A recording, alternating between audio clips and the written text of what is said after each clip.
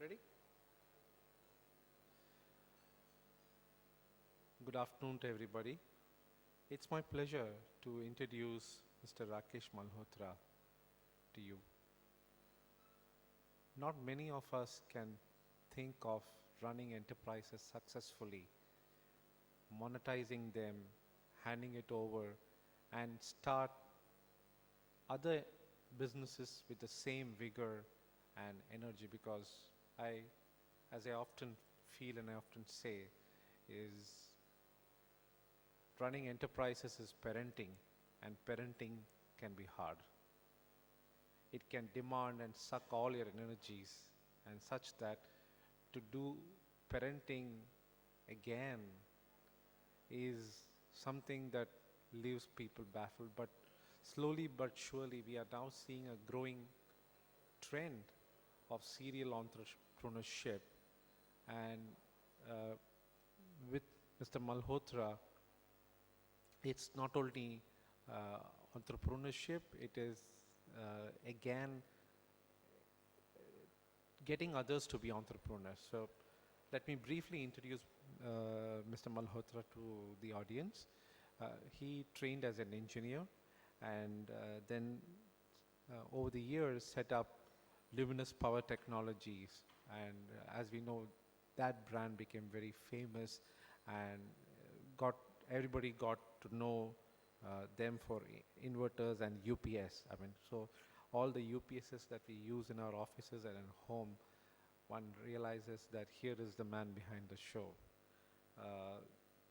After successful years of running it, he divested that to Schneider and still remains in the company as the guiding force.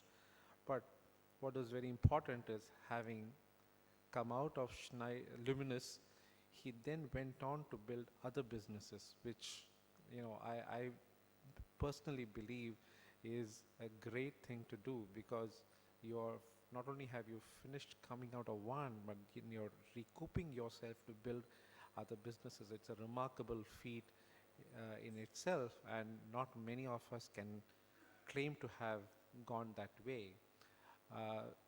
As in that journey, he also set up Incubate Capital, which goes on to mentor and fund other businesses, which is, in my opinion, is while it is a commercial activity, while it's an investing activity, in my opinion, it's a CSR as well. It's social responsibility of breeding more entrepreneurs, which is why we are slowly seeing a trend in this country where entrepreneurs are breeding entrepreneurs.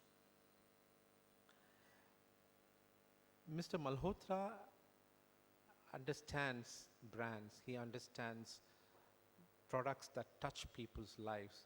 And I wouldn't like to take more time for me to keep on speaking. Rather, I would like to have him on the stage and the audience benefit from his experience. Mr. Malhotra, please.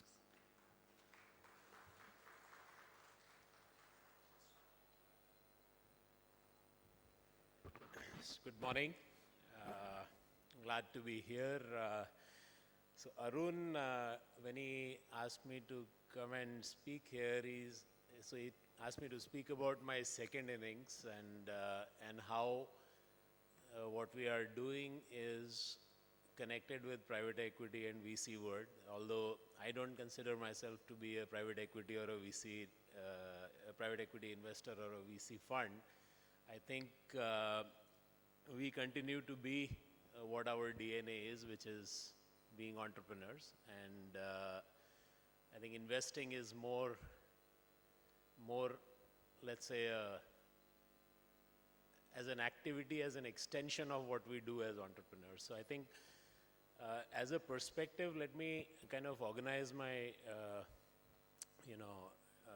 talk into three parts. One is I'll just quickly walk you through what we did at Luminous and how and why we exited out of that. And subsequent to that, what was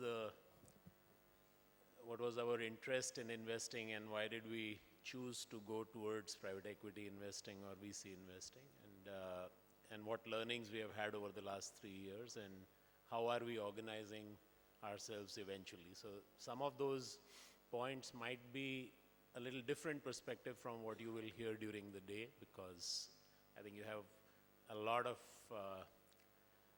private equity players talking here today, and all of whom are clearly more experienced than what we do at private equity world, you know.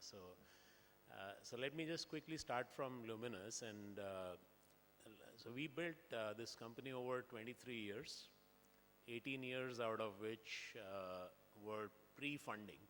So which means that we actually built it out of friends and family, angel investing if you like, and making money brick by brick, built it up all the way to about 100 odd crores in size in 2006, and we started in 1988, so that's a fairly long time, 18 years of, you know, step by step building the brand and the business.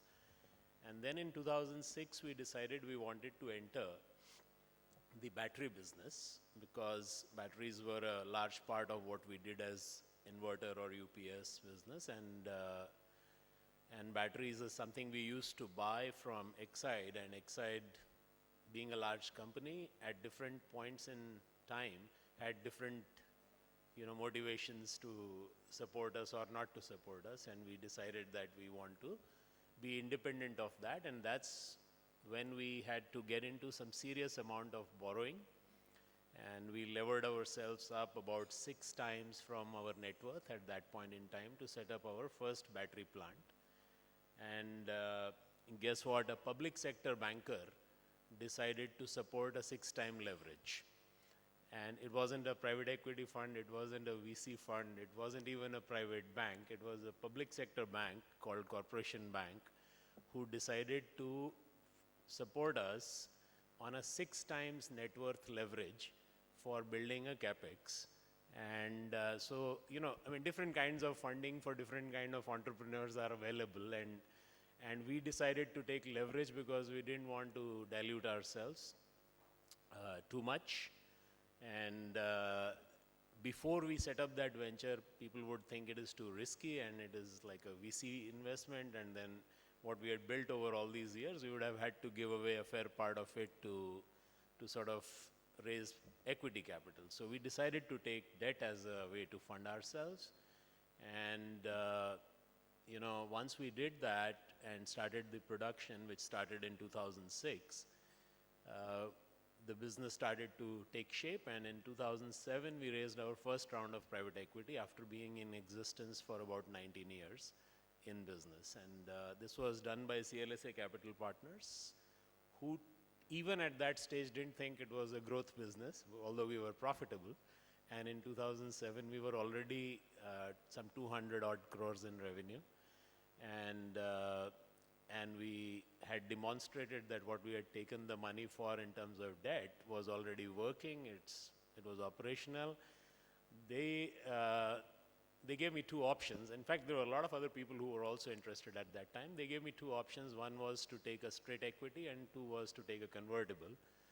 And this is a mistake they have not committed ever since with us again, because the straight equity could have gotten them 20% of the equity, and they ended up with 10 because they gave me a convertible. So we managed to run that operation reasonably well from 2006 till 2011. It grew from about 100 crores in revenue to about 1,200 crores in revenue in those 5 years, and then we decided to get to an exit. Now, in between, in 2008, Schneider talked to us once and said they wanted to buy us out. It was a bit too early. From our point of view, we knew that the business had a lot of steam, so we decided to push them back. And then in 2011, actually, we were preparing for an IPO. So Kotak was actually in the process of writing a DRHP for us, and the whole documentation was being done. And we also were being you know, we were also in discussions with some of the funds, one of whom was here in the panel day in the morning to do a significant buyout from us. So there were various options, and we decided to go with a strategic exit because the motivation was essentially to be able to do other things and to be able to come out of being a single asset direct management situation to doing something at a little bit of a more at a higher level where you had bandwidth to do other things. So that was our primary motivation, and of course we also wanted to maximize our liquidity with which to do other stuff. So I think that was primarily the motivation, and so we decided that we wanted to sell to a strategic. There were a few options, and we finally went with Schneider, which is in public domain now. We decided to keep 26% of the equity in the company, and which is unusual for strategic buyouts because 26% is quite a hindrance for a strategic player. But I think it was well sort of thought through by both parties, and the reason was that when companies like this are built over such long period of time and they are linked with employees and partners essentially being the core value, continuity is of very critical importance to a business like that, and acquisitions usually fail because of lack of continuity. So they would have liked to have the continuity, and we would want to be only there if we had significant say in the matter. And so I continued with the company as a chairman of the company, as a non-executive chairman, and I am still involved with the strategic affairs of that business. We still own 26% of that. In fact, it went on to become a significant case study for multinational companies acquiring Indian brands, and got done at MIT, INSEAD, a lot of other places. This case study has been going and doing the rounds a little bit more from a point of view of how a multinational company should come in and partner with a local entrepreneur and try to build continuity and build the business and create value together. I think the business has done well. It's now roughly about a 2,500 crore business in the last 3 years. It's profitable. It's creating value both for Schneider as well as for us, and we are happily there. And we are continuing. In fact, the relationship got extended. We are still partners, and it's going on. So this was what we came from, and when we decided to get into, when we got this whole event done in 2011, the first day was of vacuum, and when you have been, your hands are on the wheel and you've been doing it for 23 years, there's a bit of a vacuum on the day you get out of that situation. And so we decided that we needed to look at what to do next. Of course, we had some thoughts around it. So 3 things that we had thought we will do was, 1, set up a family office and see how we could get involved with investing in early stage companies and support them grow their businesses with whatever we could provide as input. Then the second piece was a non-profit, and the third was that we wanted to do a few more startups, which would be more our own group companies that we will go after. So we had this plan, and we started to give it some shape. Let me start with the easier one, which is our own group companies. And so we invested in 3 businesses. One is water, one is clean energy, and the third is energy storage, which is another form of battery business that is not conflicting with what we do at Luminous. All 3 of these businesses, and then we tried a few other stuff which didn't work. And finally in 2012, middle of 2012, we decided to focus on these 3 pieces. Water business is now, it's a reasonably well-known brand. It's now the 3rd largest player in the market, and it's called Live Pure. This business has had 2 rounds of private equity investment already in the last 2 years, and it's on its way to become a reasonably strong business. The other 2 are still younger, but are taking shape. They are in revenue, and we are having a decent ride at a second round of entrepreneurship, if you like. And these are businesses that have reached about two odd thousand people roughly now in these three companies, and they're taking some shape now. The other piece, which is the family office business, which is of relevance to what we are discussing here, we want it to be, obviously everyone wants returns, so putting money in fixed deposits isn't going to get us where we want to go with that corpus. But we did put money in the fixed deposits. A large part of the money actually went in debt instruments. And then we allocated some capital, and we started a fund which was meant to invest in these companies which are relatively early stage, but growth businesses. The learnings that we got in the last 2 years as we did that activity was that, you know, our DNA as an entrepreneur would remain as an entrepreneur. And frankly, investing requires slightly different DNA. So we did not figure out for a while what is that difference in the DNA. And then we realized that putting your hands on the wheel and wanting the intangible payoffs out of an investment, which are the payoffs of having fun of building a business, getting excited by people who you are dealing with. Now, these are not things that you can do so well with growth stage companies, because there the models have developed to some degree. The entrepreneurs and the team is in place, and it may not be the best thing for you to go and meddle with the affairs of that company just because you're an investor. That you may be able to add value, but it's a little late in the day to get involved with those businesses. So our learning was that we wanted our hands on the wheel. We wanted to participate in building the company. So we decided to reconfigure ourselves a little bit along the way. And what eventually came out after a year or so of looking at various options was that we still wanted to participate in the private equity and the VC space. So we moved part of our team into managing our investments as LPs with other, you know, specialized private equity or VC firms that do a better job of us, that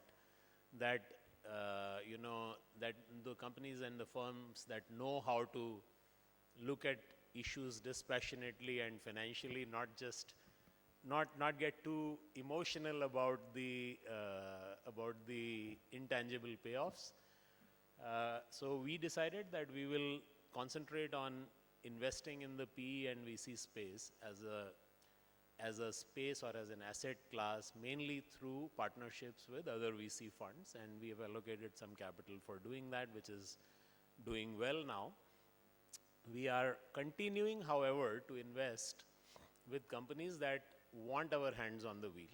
So we have kept the structure alive for going in where there is genuinely significant strategic involvement that we can take in a company. So therefore the concentration is becoming larger. There are fewer number of such deals that we are able to do, but we are doing them, and it is beginning to show good results for us as a team.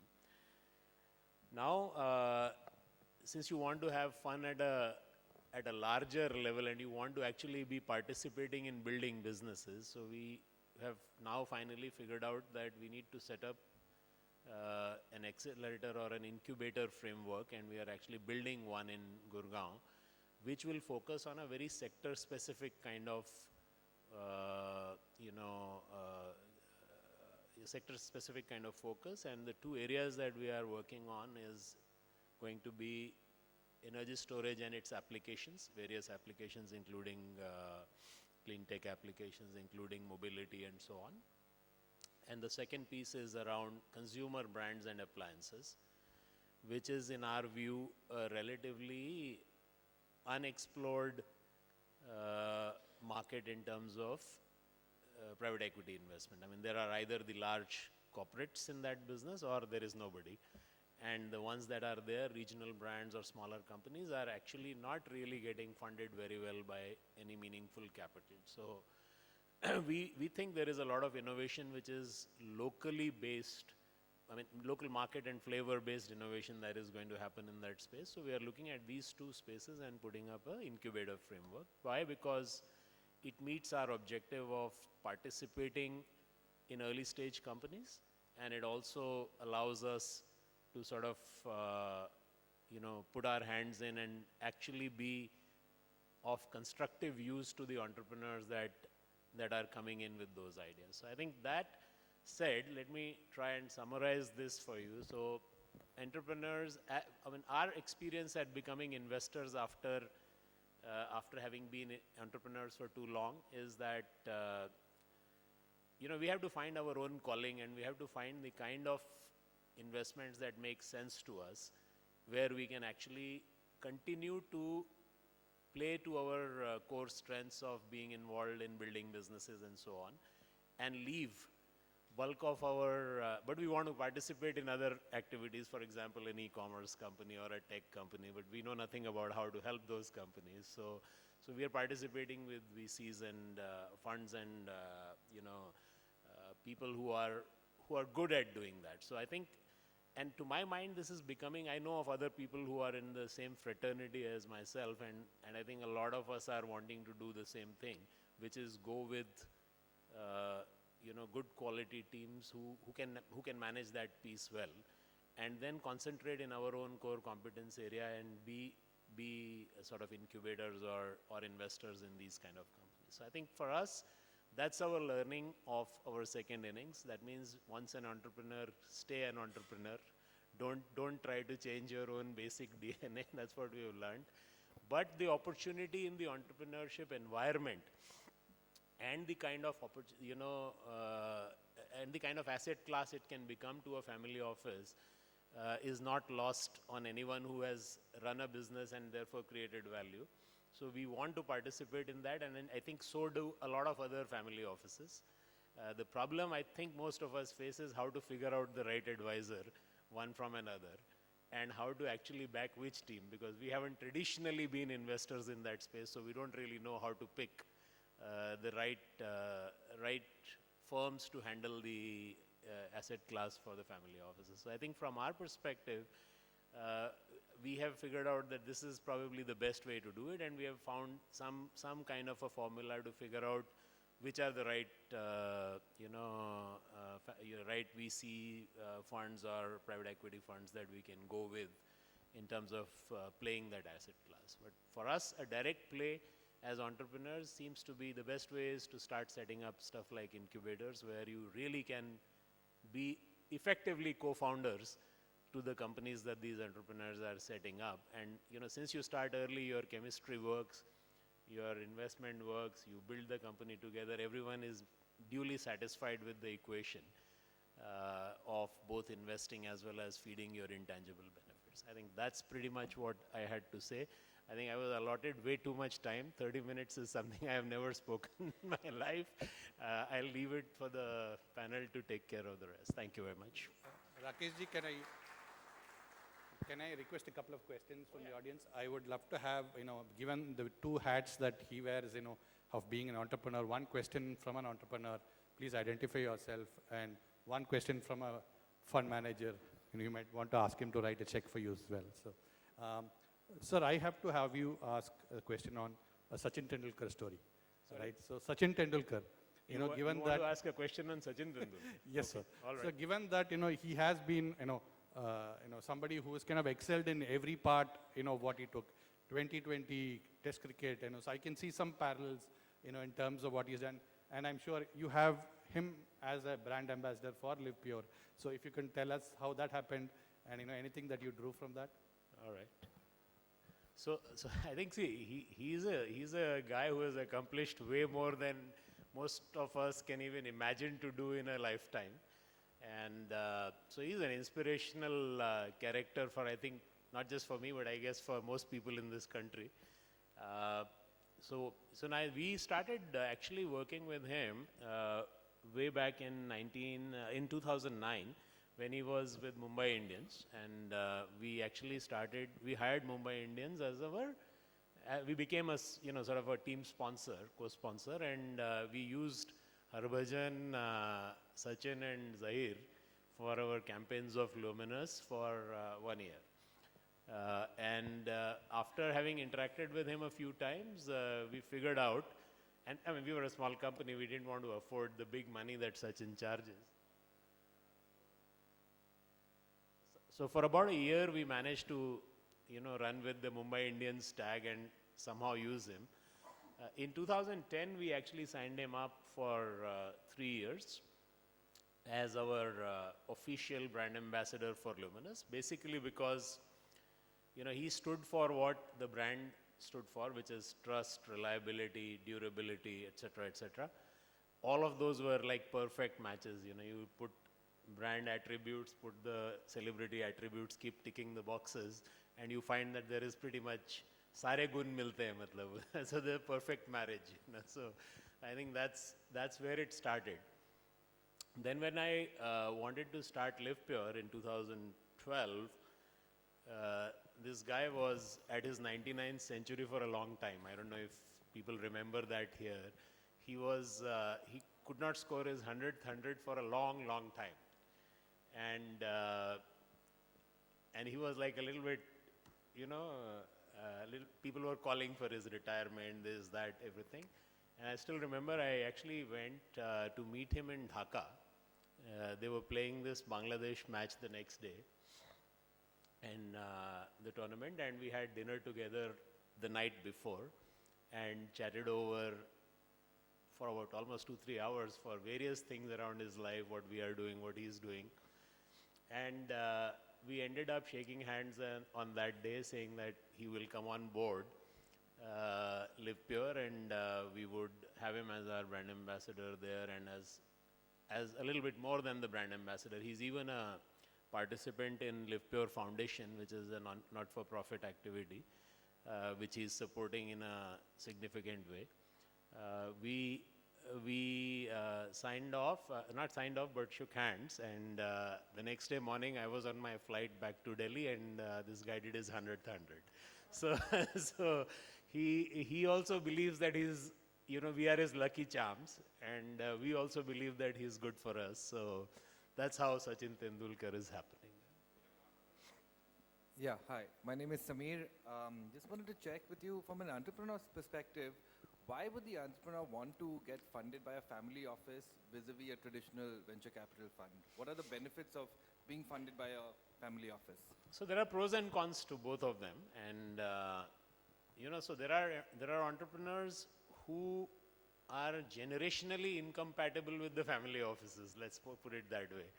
So let's say if you were a tech startup and you were trying to talk to our family office, it's a pretty bad idea, because we can't add value to you. You will find us completely not understanding what you are thinking. This is not going to work. But if you were a startup trying to build a business in appliances, let's say, for example, and you had an idea of making a tea machine, for example, and not a coffee machine.